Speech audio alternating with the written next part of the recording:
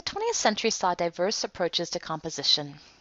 But if you had to tell its story in the music of only two composers, you could do a lot worse than focus on the music of Arnold Schoenberg and Igor Stravinsky. This video introduces you to important elements of Schoenberg's music and is designed to be used alongside your reading about 20th century music in a good music history textbook. You should also read the brief excerpt on the course website from Schoenberg's book, Style and Idea, in which he writes briefly about the influence of earlier composers, including Beethoven. Although his mother was a piano teacher, Schoenberg was an almost entirely self-taught musician, and he was also a painter of some note. Having grown up in Vienna, he initially took a job teaching music at the Vienna Conservatory. There he worked with students Anton Webern and Alban Berg, who with him made up what we now call the Second Viennese School. Schoenberg then taught in Berlin until 1933, when the Nazis rose to power.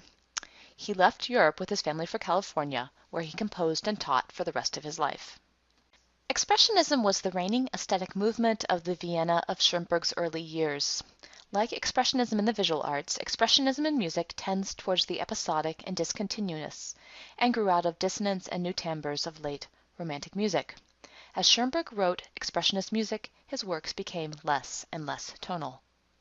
Some of Schoenberg's most important works include Verklärte Nacht, a late Romantic string sextet, the Second String Quartet, one of Schoenberg's first non-tonal works, Pierrot Lunaire, Schoenberg's famous Expressionist song cycle, and Schoenberg's Opus 25 Suite for Piano, the first published work to use the 12-tone system that Schoenberg invented. In the remainder of this video, we will look at the Second String Quartet, keeping in mind the extensive 18th and 19th century tradition of European chamber music to which Haydn, Mozart, and Beethoven contributed important works.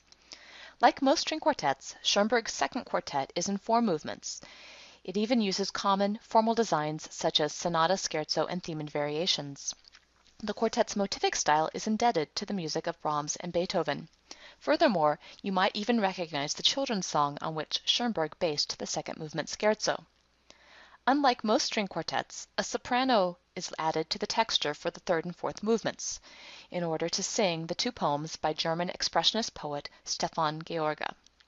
And most importantly, by the final movement, the F-sharp minor tonal center with which the quartet starts has dissolved into non-tonal pitch sets. This screen shows the translation for the poem on which Schoenberg based the slow third movement of his quartet. This poem, as well as the poem presented in the 4th movement of the string quartet, are available on the course website. Make sure you download them to have in front of you as you listen to the final 2 movements of the quartet. Schoenberg's string quartet is clearly non-tonal by the time it reaches its finale, Entrückung, or rapture. Still, the pitch sets used by Schoenberg make reference to the triad, albeit triads cut off from a tonal system. Before you move on to the next video, be sure to listen to all of the second string quartet, score in hand. You'll likely need to listen to the quartet multiple times to trace the melodic and harmonic motives and pitch sets.